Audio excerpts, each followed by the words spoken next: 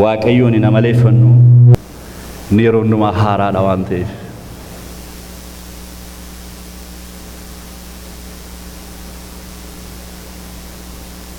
Yaa waaqayyo ulaa waaqaa nurratti bani, sagalee kee nu ergi, karaa nutti agarsiisi, ayyaana kee faraara kennu dura bu'i.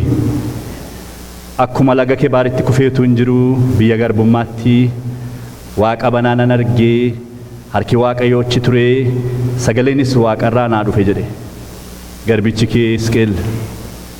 Biyyi garbummaadhaa biyya booji'amuuti, biyya mirga ofii eenyummaa ofiitti dhabuuti. Lafa namni akka namummaatti mirga isaa dhabetti si biraa garuu ayyaana argate. Namni mootummaan mirga nama sarba, ati garuu inni sabaqataas isa abbaa biyyaas wal qixxee ilaaltu iddoo sanatti gara isaa dhatte. Gara keenya kottu, haalli keenya sin dhorkin, nutti dubbadhu. Maqaa Gooftaa Yesuusiin ameen. Kutaan silaa dubbifame irrattan dubbadhaa. Akka beektan qorannaa bifa qorannaatiin ergaa Phexros irra turre, har'a garuu gara Filiphisiisitti isin fide. Na duukaa jirtu Filiphisiis boqonnaa 3 keessatti wanta ergamaan Gooftaa keenya Yesuus Kiristoos Phaawulos dubbatu dubbisaan nageenya. Phaawulos ergaa kana baay'ee jaallata. Yeroo darbe iddoo kanatti dubbadheera. Waldaan warra Filiphisiis kun waldaa mul'ata guddaa keessaa dhalatteedha. Darbe iddoo jedhamu geenyee jedha Phaawulos. Achitti Ximootiyoosin argate.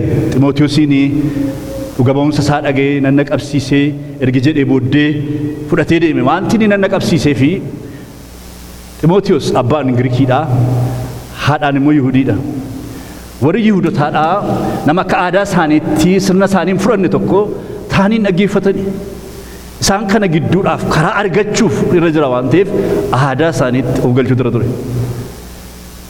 Kana booddee deemanii barsiisaa namoonni amantichatti guddataa lubbuun baay'achaa deemeedha. Xiroos iddoo jedhamu gaafa geenyu garuu Hafuurri Qulqulluun asitti waayyuu hin dubbatinaa nuun jedheedha. Mee callisaa addanatti nuun jennaan dhiisnee halkan turamnu Waaqayyo halkaniin mul'ata natti agarsiiseedha Phaawulos. Gama Maqedooniyaatii dhaabbataniiti gama kanatti achi as ce'aatii nu gargaaraa jedhanii namoota gama isaaniitti nu hawwatan arganneedha. Yeroo balbala tokko cufu Waaqayyo balbala tokko bana. Yeroo si cal jedhu achitti immoo dubbadhu jedha. Waaqayyoon dhaga'uun garuu gaariidha. Kana booddee gama sanatti ceeneedha. Akka bara kanaa waldaan kiristaanaa hin turre, amantoonni hin turre. Gabaama keessatti waa'ee fayyisuu Gooftaa keenya Yesuus Kiristoos dubbachuutti ka'anii jarre. Waa'ee Yesuus dubbachuun iddoon filatu waan ta'eef. Gabaa keessatti yeroo dubbachuutti ka'anii namoota dhaggeeffatan keessaa dubartiin Liidiyaa jedhamtu tokko garaansee cabeedha. Wangeela kana rukutee garaasee keessa lixe. Garaaseetu badame, ija garaaseetu saaqame. Yesuus Kiristoosin fudhatte. Jara kana gara mana seetiitti fudhattee galtee nyaata kennitee fi mana seetti waldaan jalqabe. Waldaan bara sana akka waldaa bara kana meegaa cherchii miti jarana. Waldaa manaati, hoom cherchiidha. Achittitu gaa ibidda Hafuura Qulqulluu boba'uu jalqabe gaa. Ibiddi Waaqayyochitti hojii hojjechuu jalqabe. Gaafuma garaa isaanii qabatee kaasaniitu hojii Yesuus Kiristoosiif of kennan. Boqonnaa 4 keessatti akka jedhu isin gaafuma Yesuus Kiristoosin bartan sanaa kaatanii hojichaaf of laattanii gaafuma sana Hafuurri Qulqulluun yeroo isin argate lapheen keessan hojii wangeelaa kanaaf banameera. Baay'ee arjoomu turan. Iyyumni keessan baddu baasa'oo ta'e iyyuu isin of kennuutti gara booddeetti hin deebine. Kennaa isin mana hidhaatti na ergitan iyyuu argadheera jedheetu jara kana eebbisa. Anillee waa isin gochuu hin danda'u. Abbaan koo akka badhaadhummaa ayyaana isaatiitti waan isin barbaachisu hundumaan isin guutuudha. Maqaan isaa bara baraan eebbifamu Waaqayyo. Nama kanatu waa'ee waldaa kanaa yaada gaha, waa'ee waldaa kanaa dubbata. Warra inni itti lallabee fayyinni dhugaan dhanna qabaadhaan isa bara Abrahaam keessa Waaqayyo Abrahaam wajjin kakuu galuudhaaf jedhee dhalli dhalatu dhiirri kakuudhaan ana wajjin walitti hidhamuudhaaf nanna qabamuu qaba isanni jedhe sanatti isaan akka noormiitti fudhatanii namoonni warri sanyiidhaan Yihuudoota hin taane keessaa gara Yesuus Kiristoos dhufan dirqama nanna qabamuu qabu jedhanii isa kana barsiisu turan deemanii. Phaawulosin garuu inni kun hin aarsa ture. ittiin turu ture Phaawulositti maaliifi isaa fi kan inni ittiin nama madaalu kan inni ittiin nama Waaqayyoo ta'uusaa ilaalu manatsariin isaa Kiristoos keessatti. Kanaaf akka jedhamu warra akka saree namaa kukkutan irraa of eeggadhaa jedha. Be careful of those dogs jedha.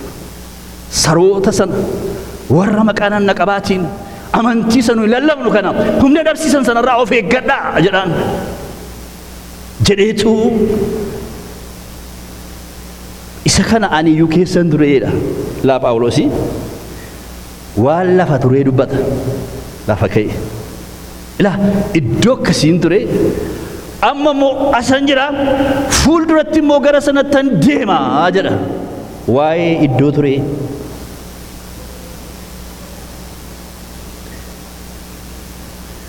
Ani naqabaa sana keessan ture iddoo sanan ture dur jedha.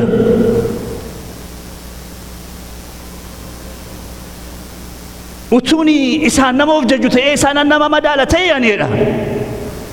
Dhaladhee gaafa guyyaa 8 nan naqabadheedha.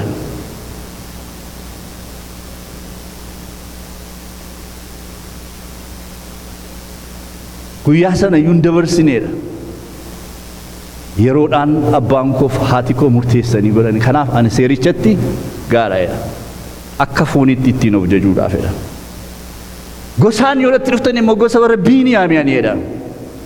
Gosni Biiniyaam gosa mootiin jalqabaa keessaa lateedha. Israa'elii Waaqayyoon buluurra akka mootota ollaa keenyaa mootiidhaan bulla jedhanii yeroo isaanii gaaffii dhiyeessanitti namni Waaqayyoo Saamu'eeliin boo'e maaltu isinitti bannaaniti isin mootiidhaan buluu barbaaddani geggeessaa Waaqayyootu isin jibbisiisee jennaan dhiisi jarri kun waan isaan barbaadan godhiif ani karaan si qajeelchaatti hin jedhe toleedhe maal godhonnaan bebeenu karaa keerra jedhe deemsa keessa dhaqee nama arreen abbaa isaatii barbaadu tokko wajjin walitti ba'e Saa'ol nama jedhamu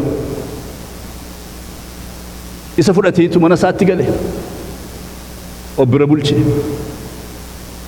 obbira bulcheetu ganamaa mekottu naawusa isaa wajjin jiru achumatti fedhee mana keessaa isa lafa olaanutti ol baaseetu yaa Saa'ol jedheenaan ati harree barbaadda Waaqayyo garuu si barbaada jedheen maqaa Waaqayyo ulfaatu ati harree abbaa keetii barbaadda Waaqayyo garuu mootummaadhaaf si barbaada jedheeti mallattoon si kennaadha yeroo asii baatu jedheen amma ni dibatan si dibaa yeroo asii baatu warri harree abbaa keetii barbaadan mallattoodhaaf argameera siin jedhu jedheen lammaffaa immoo namoonni nyaataaf dhugaatii baatanii deemanii nyaataaf dhugaatii sana sii kennu atis wajjiniin farsoo isaanis nyaata isaanis dhuddaa jedheen sadaffaa irratti immoo kutanni raajotaadhaa sittiin ba'u kutata raajotaa sanaa wajjin yeroo wal argitu afurri Waaqayyoo humnaan siif hin dhufa jedhe si jijjiiras jedhe atis jijjiiramtee nama gara biraan taata jedhe raajii siin dubbata jedhe namicha sanyii Biiniyaam keessaan calluma jedhee jireenya mataa isaatii jiraatu.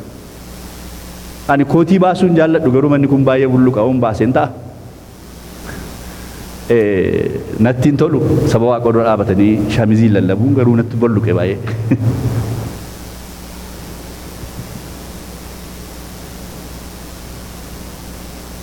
Afuurri gooftichaa sirra bu'a. Jijjiiramtee nama gara biraan taata. Ittiin jedhe Waaqayyo. Inni Waaqayyo jedhe irratti raawwate. Namni kuni gosa warra Biiniyaam keessaa Saa'ol. Gosi Biiniyaam gosa hammataadha. Gosa danda'aadha. Yeroo sabni warri kaan saba Yihuudaadhaa sichi darbatan nuni dhaabanneetu jedha. Daannoo kan warra Yerusaalem magaalaa Yerusaalem kana hin tikfanna malee hin deemnu jedhanii warra saba gara biraallee danda'anii ofitti qabanii magaalaa Yerusaalemiin daannoo si eegan turanii saba danda'a hammata gara balleessas jedhu waa'ee warra Biiniyaam yeroo dubbatan ani nama akkasiiti jedha waan dubbadhu tun barbaade qaba jedha akka foon kootiitti of jajuudhaaf sana duwwaas miti jedha Ibroota keessaa immoo ani birticha maqaan qabneedha jedha barumsaan immoo Phaawulos Fariisiidha warra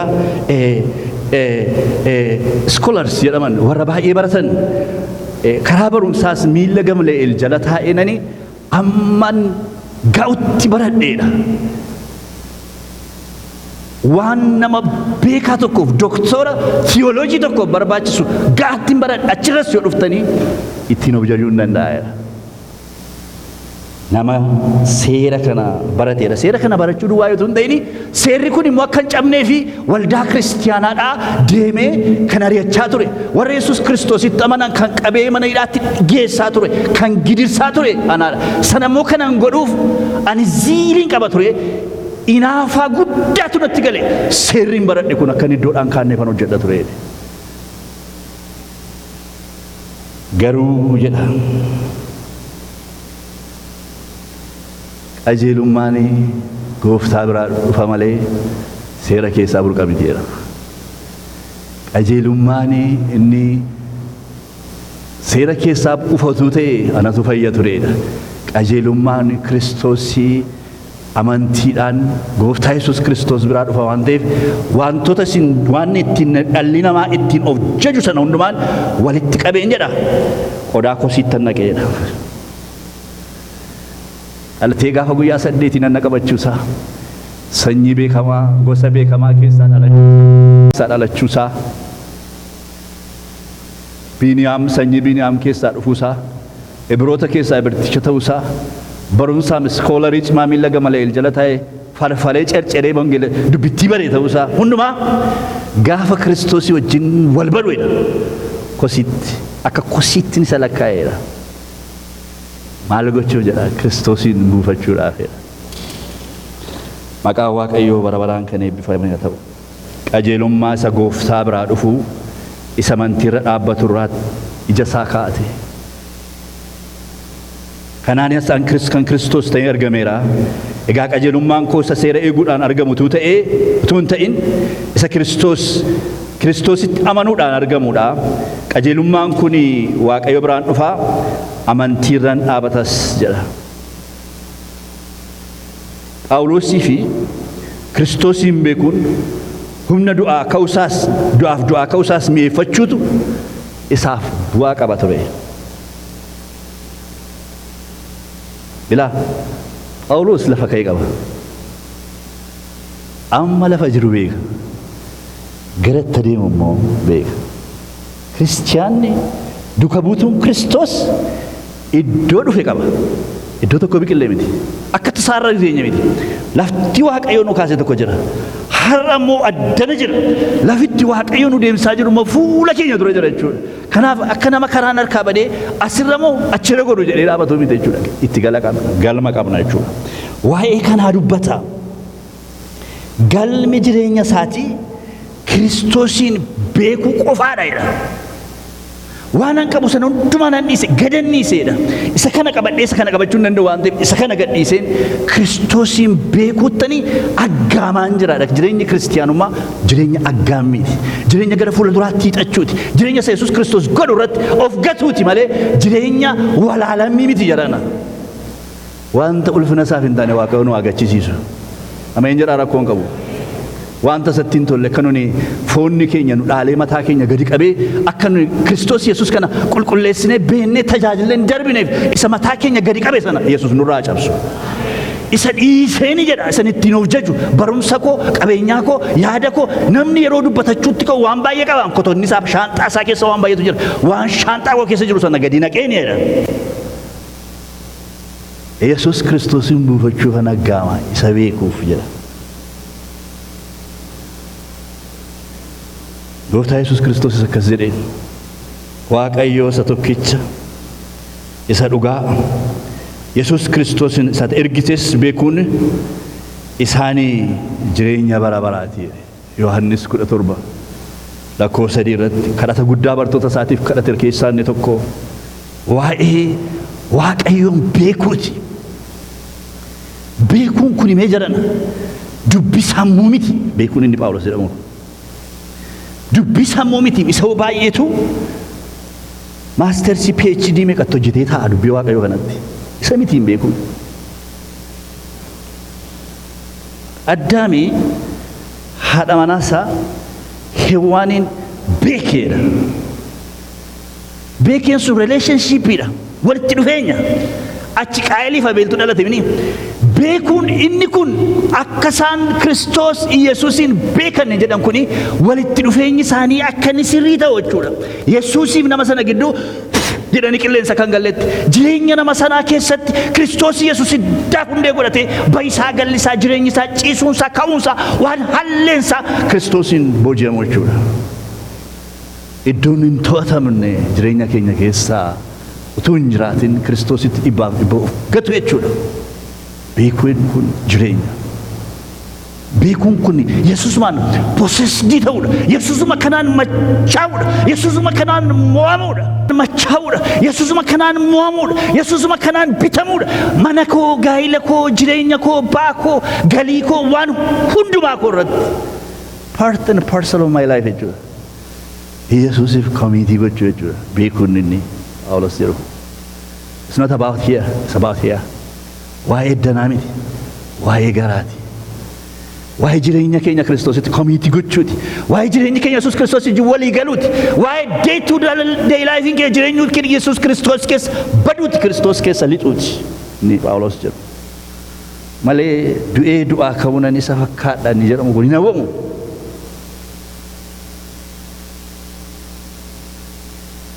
Dhiphina isaa keessaa, du'a isaa keessaa, du'aa ka'uu isaa keessaas qoodan fudhatee naggaamaadha.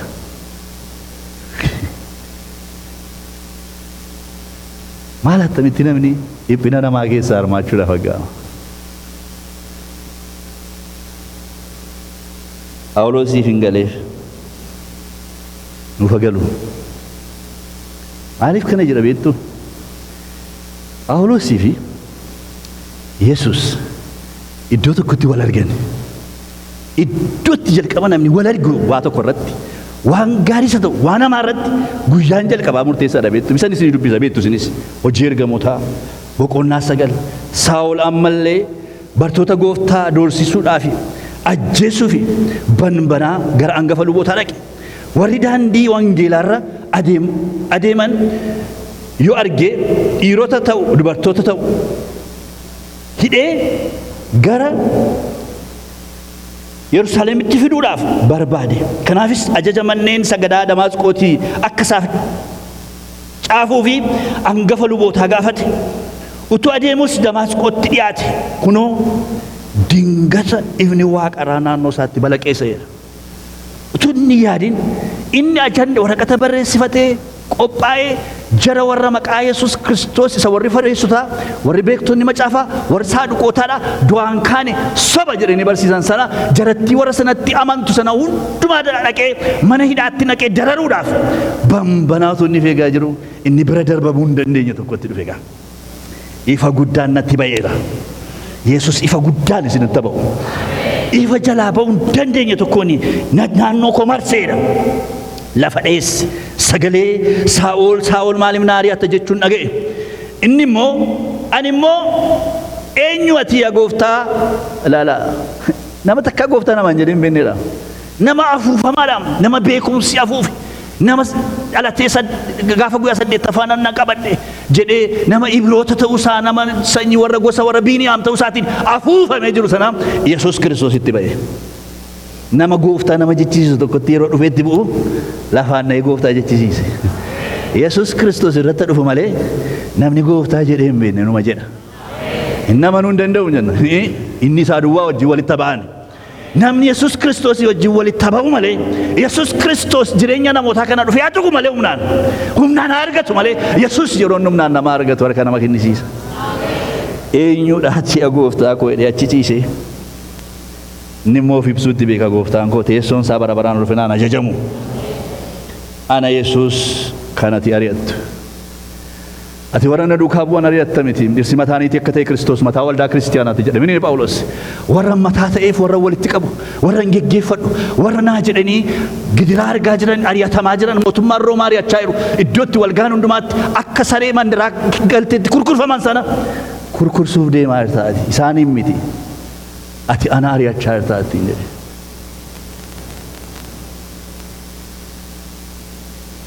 Garuu jedheen ka'i gara mandaraa lixi waan gochuun siif ta'u sittan himaa.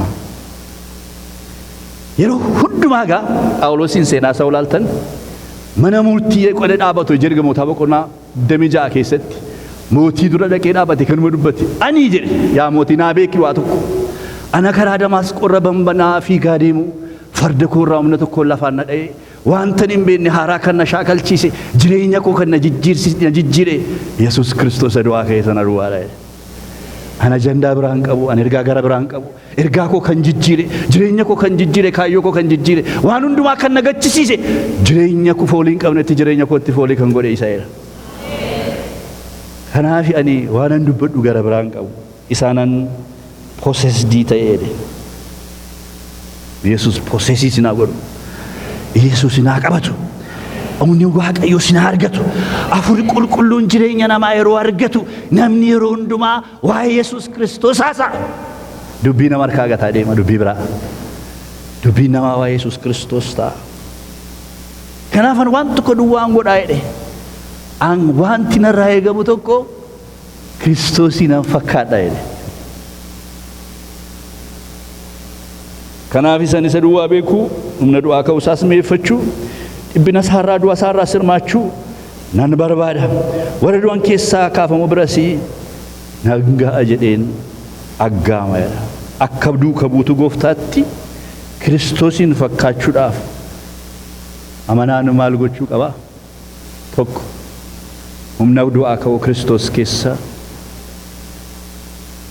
humna du'aa ka'uu Kiristoos keessa jiru beekuu qaba. Phaawulos humna du'aa ka'uu gooftaa keessa jiru karaa Damaasqoo irratti iddoo ifa guddaatiin rukutamee kufetti hubate.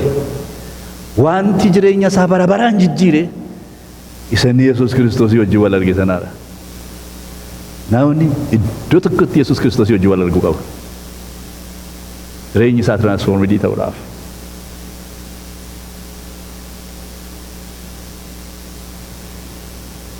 Akkas jedha Efesoon irratti Phaawulos. Araarri Waaqayyoo garuu baay'ee waan ta'eef jaalala isaa guddaa sanaan nu jaallate. Nu irra daddarbaa keenyaan karaa hafuuraa du'oo taanee utuma jirruu inni warra Kiristoosii wajjin jiraatan nu godhate. Isin ayyaana Waaqayyoottiin fayyifamtanii. Karaa Kiristoos Yesuus isuma wajjin du'aa nu kaasee isuma wajjin bantii Waaqaa keessaa iddoo nuuf kennee nu teessises jedha. Laala. Araara Waaqayyoo garuu jedha. Jechi mersi yookiin araara Waaqayyoo afaan Swiidiniitiin immoo baarmaarti geetti jedhu sun. Maal jechuudha beektu? Nam tokko mana murtiitti dhiyaate utuu inni nama ajjeesu namni argee misikkiroonni itti dhugaa ba'anii du'i itti faradame namni kun haduu jedhamee itti murtaa'e qaamni tokko dhufee lakki namichi kun hin duwwa laba bayeera jechuudha. Nun akka cubbuu keenyaaf darbaa keenyaaf duunni bara baraa kan nutti faradamuuf ture. Duunni bara baraa kan nurratti ajajame Yesuus Kiristoos du'a keenya fudhatee fannootti ol ba'e. Araarri inni jedhu gaasa kana yoo argilti badii qabda yakkiteetta itti darbiteetta karaa Waaqayyoo irraa kaatteetta garuu Yesuus Kiristoos ofii isaatii rarraafamee siif jireenya kenna. Akka jechuu kana jechuudha inni Phaawulosi araara isaatiin jedha. Karaa Kiristoos Yesuus isuma wajjin du'aa nu kaasee jedha. Isuma wajjin bantii Waaqaa keessaa iddoo nuuf kennee nu teessise. Kamirraa kan ka'e araara Waaqayyoo isaa humna du'aa ka'uu keessaa maddu sana. Iddoo baay'eetti dubbatamu iddoo nuyi dhumne. Isinii dur jaamota turtanii jedha warra Qorontosiin. Isinii garba cubbuu turtanii amma garuu birmaduu isin baaseedha warra Roomaatiin immoo. Isinii dukkana jibbisiisaa keessa turtanii amma sa'aafi asa dinqisiisaatti isin ceesiseedha Yohaannis boqonnaa 3 keessatti immoo. Isinii jedha warra dhukkubsatoo turtanii Yesuus Kiristoosiin argachuu keessanii fayyifamtanii jedha. Isinii warra baddan turtanii Waaqayyo araara isaa dhuma hin qabne irraa isin barbaade. Fagaattanii warra dhaabattan turtanii Waaqayyo ofitti isin dhiyeesseedha. Wangeela Luqaas boqonnaa 15 keessatti waan sadiitu bade. Jaartii tokko jalaa meetii bade. Namicha tokko jalaa hoolaa dhibba tokko keessaa hoolaan tokko bade. Mana tokko keessaa ijoollee lama keessaa ijoolleen tokko badde. Inni duraa qabeenyaatu bade. Inni lammaffaa bineensatu bade. Bineensa manaa jechuudha hoolaatu bade. Inni sadaffaan immoo namatu bade. Inni jalqabaa mana keessatti bade saantimichi. Inni lammaffaan bakkeetti bade. Inni sadaffaan immoo ollaatti bade. Mallattoo garagaraatiiniti baddanii warra turtaniin araara kootiini gara kootti isin deebise. Araara kun jedha Waaqayyo. Maqaan isaa bara baraan ulfaatu. Safuu yaa araara Waaqayyo. Durbaa tokkotti si'a tokko na bira dhufe. Dubbadheedha waan ta'e rakkoon qabu irra deebi'aa dhagaa. Saamee paaster naan jedhe. Ani cubbuu naan jedhe. Hamma bantiisee keessaatti deemee quufeen dhufee naan jedhe. Diraag diileriidha gurbaan. Warra ministeerota wajjin waliidha deemuu hojjeta. Ministeerota biyya sanaa wajjin. Isa keessa cibareetu hin jiruutu mana hidhaa eegi galleen achitti Waaqayyoon argadhee quufeen dhufee naan jedhe. Araara isaatu kana naa godhee. Nama achi fagaatee firdii barbaadamu tokko Yesuus Kiristoos mana hidhaa keessatti mul'ate araara godhee fi gara mana isaatiitti yeroo deebisu. Yaa araara Waaqayyoo kana. Utuu nu ta'e dheengadda beennaaf namitti ana namni. Hedduu akkasiin godhattu namitti ana beenna. Yesuus akka itti na irratti lakkaa'u. Maqaan isaa bara baraan ulfaatu. Araara Waaqayyoo isa humna du'aa ka'u Yesuus Kiristoos keessaa maddu sana. Lammaffaa Kiristoosiin fakkaachuuf kiristiyaanni yookiin duuka buutuu Yesuus Kiristoos maal gochuu qaba? Dhiphina gooftaa keessaa hirmaachuu qaba. Gooftaan tuffatamuu, mormii, akka balee darbatamuu, miidhamuu, du'atti kennamuu, hundumaa caalaa immoo du'a nama abaaramaa du'uudhaaf fannoo irratti du'e. Fannifame. Phexros akkas jedha. Balleessaa keessaniif isa rukutamtan balleessaa keessaniif isa rukutamtan yommuu obsitan galata maalii qabdu?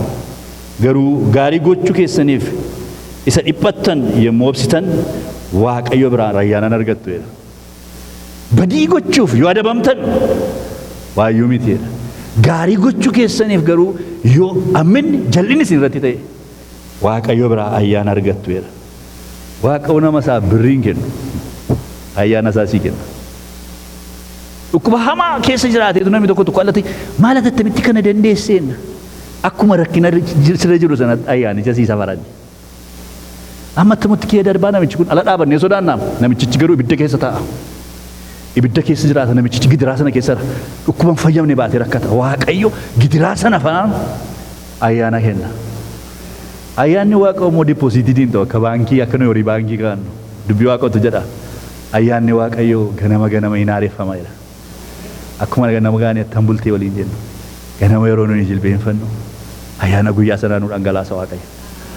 Isa keessa jiraanna jechuudha. Kanaaf konkolaataa yeroo oolufnu balaan hin duune. Kanaaf yeroo gidiraan baay'ee namoota mudatu nu immoo laallee bira darbina. Araara Waaqayyootu nurratti dhangala'ee jira. Maqaan isaa bara baraan ulfaatu. Araara isaarraa kan ka'eedha. Isin kana gochuudhaaf waamamtaniittu jedha. Maalittidha? Dhiphachuuf jedha. Warra dubbii isaatiif baqatanii iddoo biraa jiran kana.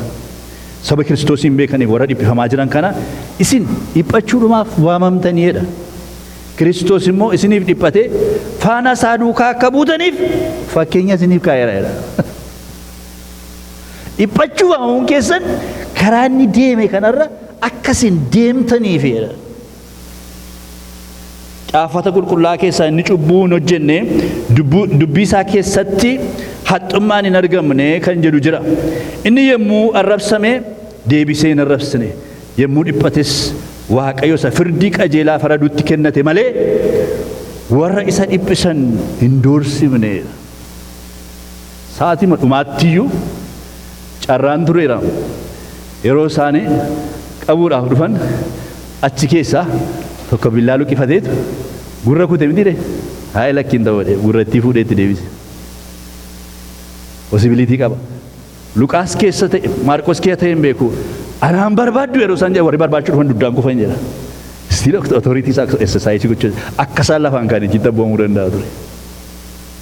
Akka nuni isin faana isaa buutanii karaa dhiphinaa kanaan mootummaa Waaqayyoo keessa jiraattaniif inni isin dura deemeera. Maqaan isaa ulfaatu.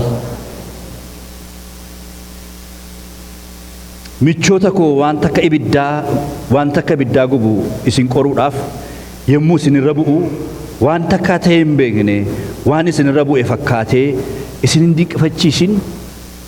Kiristoos ulfina isaatiin yommuu mul'atu gammaddanii akka ililchitanitti hammuma dhiphina isaa keessaa hirmaattu taatan isinis hammasuma gammaddu.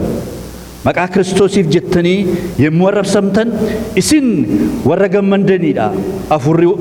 Afurri ulfinaa inni kan Waaqayyoo isin irra hin boqotaadha. Phexros duraa boqonnaa 4:12-14. Dhiphinni Kiristoos keessaa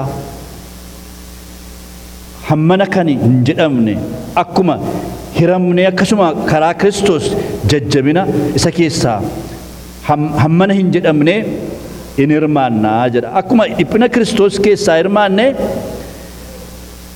jajjabinaaf badhaadhummaa isa keessaa in hirmaannaa jedha. Qorontoos 2:1-5 irratti.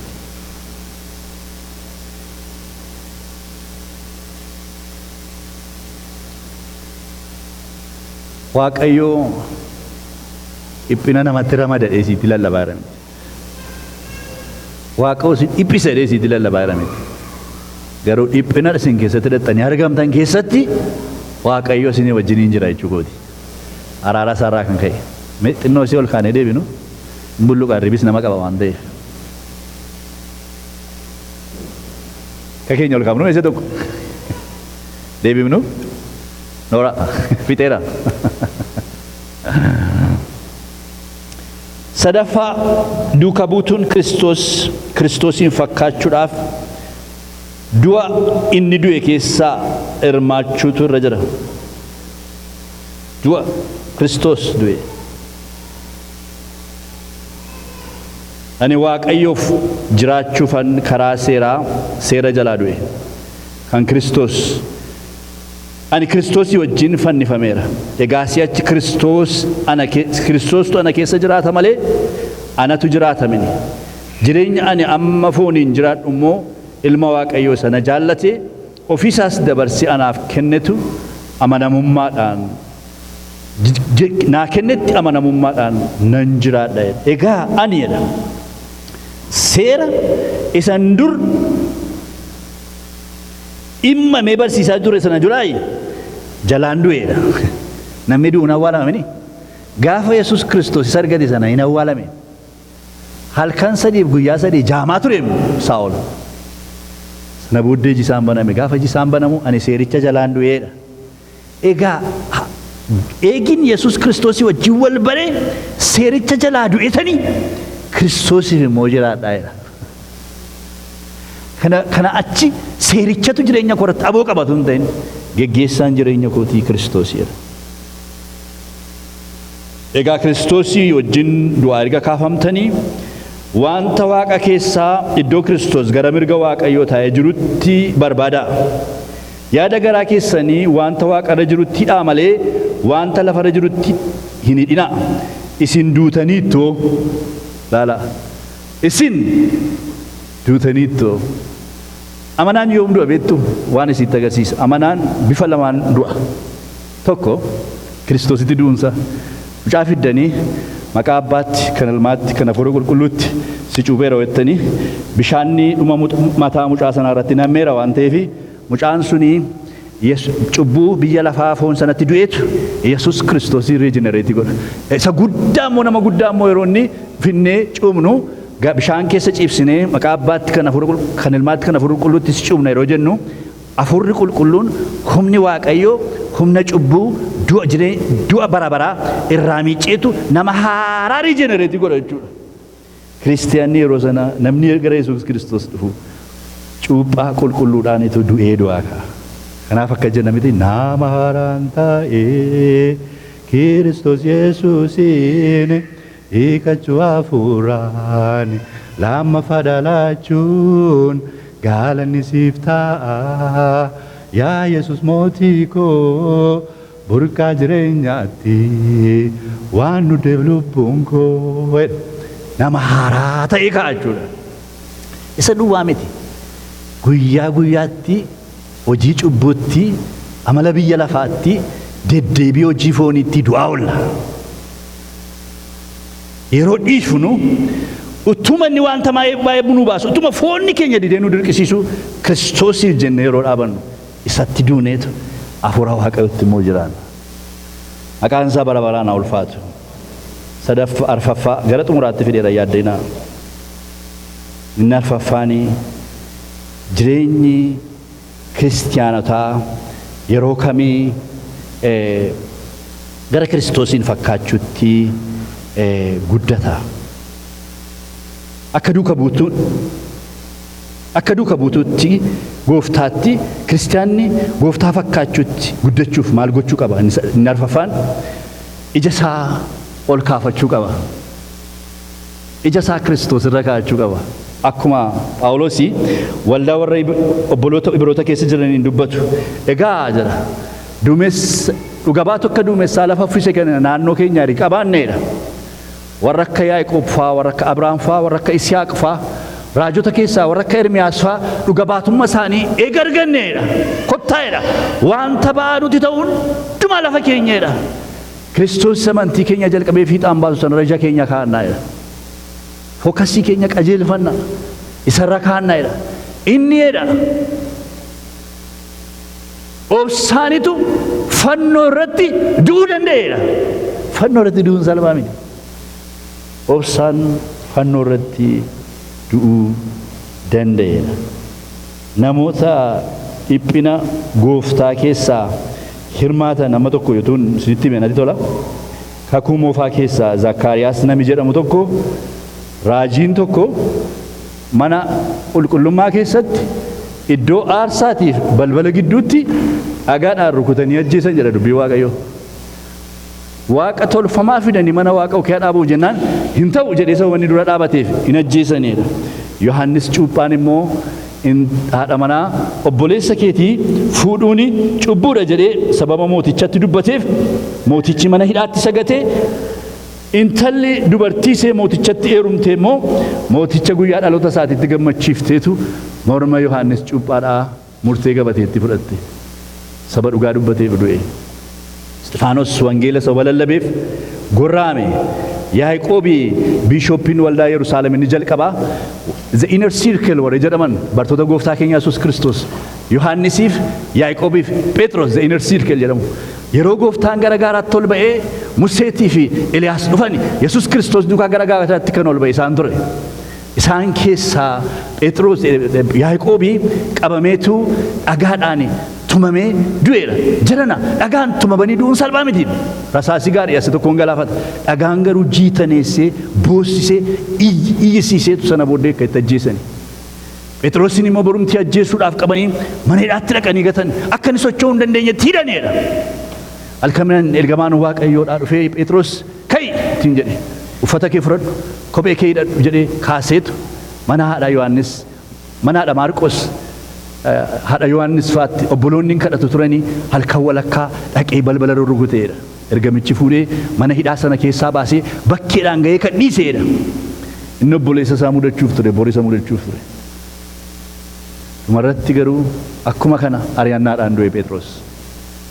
Kanaaf warra akka kana gatii baasanii darban kun maal godhan beektu? Yesuus Kiristoos irra ija kaa'atan. Kiristiyaanummaan kostiidha. Kiristiyaanummaan mi'aadha obboloota ko. Kiristiyaanummaan akka inni harannaa hin qabne, akka inni rakkina hin qabne itti lallabama bara kana keessa warra prosperity gospeliin akkas miti. Eebbas qaba, dhiphinas qaba. Paakeetiin isaa walitti jira.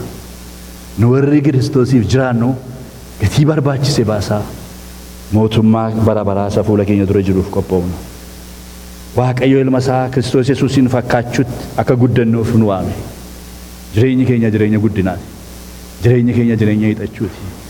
Isa fakkaachuutti guddachuuf humna du'aa akka Kiristoos keessaa jiru beekuu dhiphina gooftaa keessaa hirmaachuu, du'a inni du'e keessaas hirmaachuu, ija keenya jireenya bara baraa isa ta'e Kiristoos Yesuus irraa kaa'achuutu nurra jira. Waaqayyo isa kana akka goonuuf nu gargaaru. Yaa Waaqayyo jedhame ati ayyaana kee naa baay'isi. Ameen. Kaanee kadhannu boleettiin keenya ililiin achi dhuftee dubbii kana irratti Waaqayyo nu kadhatti. Seedhaa wajjiniin Waaqayyoon kadhannaa makiraafooniin jira yoo ta'e onaa laattansiis. Araara kee baay'een, araara keessa dhuma hin qabneen hunduma keenya nu gargaartee gara iddoo kanaatti waan nu fiddeef si haa galatu. Si haa galatu yaa Waaqayyo. Jabina keenyaan as ga'uu kan hin dandeenye, dandeettii keenyaan ogummaa keenyaan as dhufuu kan hin dandeenye, araara keessa baay'ee sanaan dhiphina keenya dhiphattee ba'aa keenya nu baattee yaa Waaqayyo iddoo kanaan waan nu geesseef bara baraan si haa galatu. Saba keetti nu dabaltee yaa Waaqayyo irra nuuf hin mallee iddoo qulqullaa nu dhaabdee sagalee keessa jiraataa kana nutti dubbattee si galateeffanna yaa Waaqayyo. Galanni guddaan siif haa ta'u. Galanni guddaan siif haa ta'u. Galanni guddaan siif haa ta'u.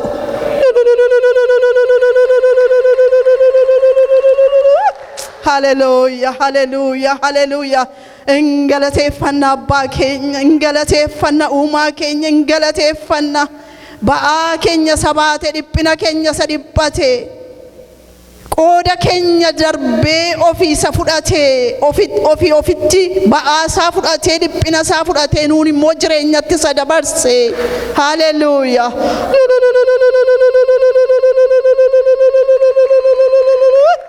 Hallelujah. Gooftaa keenya galanni guddaan siif haa ta'u. Fayyisaa keenya galanni guddaan siif haa ta'u. Amma immoo walitti nu fiddee dubbii kana immoo akkasitti waan nutti dubbatteef si haa galatu.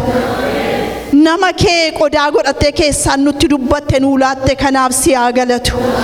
Dubbii sagalee keessa jiraataa keessa dabartee Waaqayyo akkasittiin gooftaa teenya akka dhaggeeffannuuf ayyaana nuu laatteef si haa galatu. Gooftaa galanni guddaan siif haa ta'u. Abbaa galanni guddaan siif haa ta'u. Maqaa gooftaa Yesuusiin maqaan kee ulfaatu. Waa'ee lubbuu dura kee jiran kanaaf, waa'ee tokko isaaniif maqaa gooftaa Yesuus Kiristoosiin si haa galatu.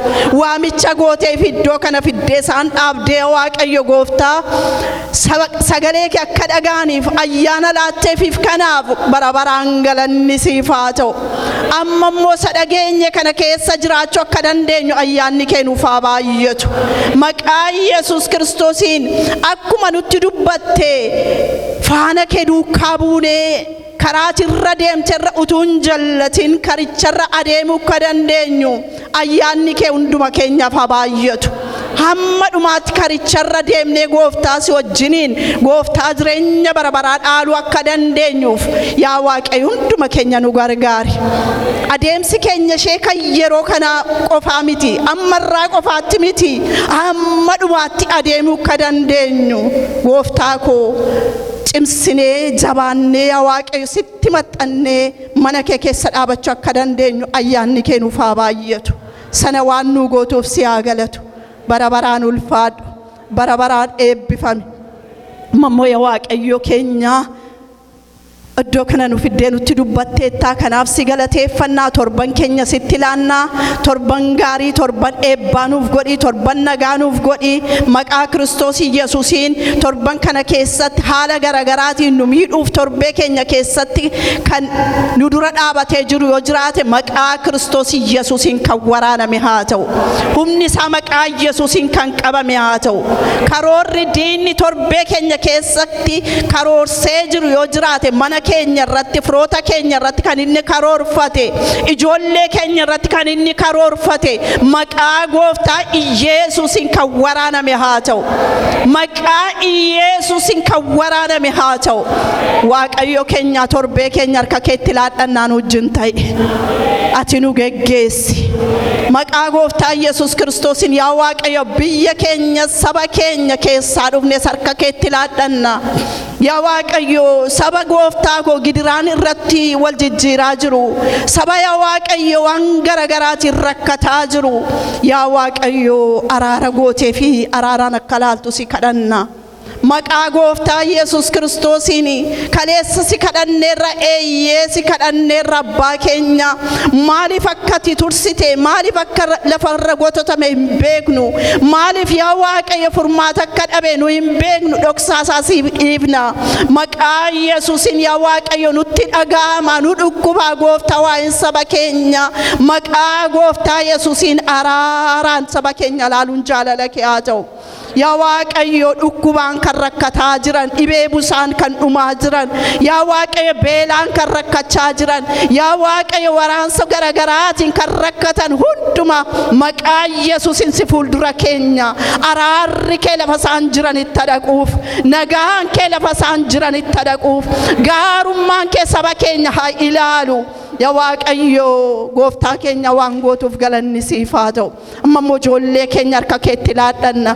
Ola deemaa yaa Waaqayyo ijoollee nuu laattee iddoo aarsaa dhufanii dhaabatan kana ijoollummaa isaaniin orra iddoo kana dhaabatan kana harka keetti laadhanna mana barumsaa isaaniitti yaa Waaqayyo akkati isaanii wajjin taatu. Karaatti kan isaan hambisuun jiraatin maqaa Yesuusin karaatti kan isaan hambisuun jiraatin maqaa Yesuusin yaa Waaqayyo mana barumsaa isaaniitti waan garaagaraatiin ijoollee keenya hudhaatti kan hambisuun jiraatin maqaa Yesus Kiristoosin yaa Waaqayyo ammayyummaa fakkaatee waan garaagaraa dura isaaniitti diriiree jira asiif asiin kan isaan hawwatu. Adaraa yaa Waaqayyo Musee dhoksitee mana Firiyoon keessatti guddifte miti yaa Waaqayyo. Har'as waaqa tolfamaa waan garaagaraa gidduutti ijoolleen keenya haala rakkisaa keessatti yaa Waaqayyo yeroo isaan guddatan adaraa sitti laadhanna gooftaa mana aarsaa iddoo aarsaarra ijoollummaatti akka dhaabatan bara isaanii guutuu yaa Waaqayyo iddoo kanatti barri isaanii akka xumuramu maqaa gooftaa Yesus Kiristoosiin sitti laannaatiin urkaa fuudhi yaa Waaqayyo.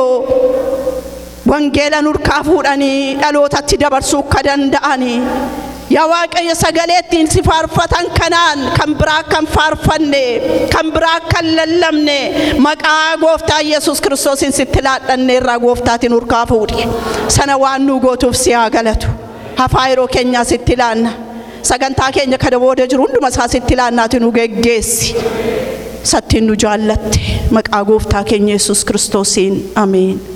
Yoo galanni siif haa ta'u obboloota keenya warra kaan abbaa manaa warra kaan manaa fiddee maatii guutee waan ijaarteef si haa galatu obboloota har'a waa isaaniif si galateeffannuuf teessoon kee bara baraan kan eebbifame ta'u maatiin kun guddatu haa bal'atu lafa qabatu ayyaanni kee fi araarri kee maqaa Yesuus Kiristoosiin isaan eegu biyyi kun biyya ormaatii biyya kana yoo nama leeffatan ta'e jireenyi nama harkaa ba'a jireenya harkaan bahin olaantummaan mana isaanii keessatti si duwwaadhaaf haa ta'u natu caalaan hin jiraatin ilaaf ilaameen jiraachuu akka danda'aniif ayyaana kee isaanii kenni yaa Waaqa isaan gargaari ijoollee isaanii guddisi eebbisi yaa gooftaa obboleettii keenya warra mana obboleessa keenya Shuraa isee armeensee gara kee dhufan gaddarra kan jirtu fuula keetti dhiyeessina maqaa gooftaa Yesuus Kiristoosiin jajjabina ta'eef Waaqa ati jajjabina namaa taata Waaqayyo gidiraa koo na irraanfachiisetti haannaan gidiraa gadda nama irraanfachiista ayyaanni kee gara obboleettii kootii haa dhaqu harki keessee wajjiniin haa ta'u mana sana jajjabeessi bara keenya yeroo keessatti laanaan urkaa fuudhii torban keenya eebbisi kana yeroo jennu si abboomnattis kadhanna ilma kee Fayyisaa keenya Yesuus Kiristoosii jedhee nu dhaga'i warri teenyu miila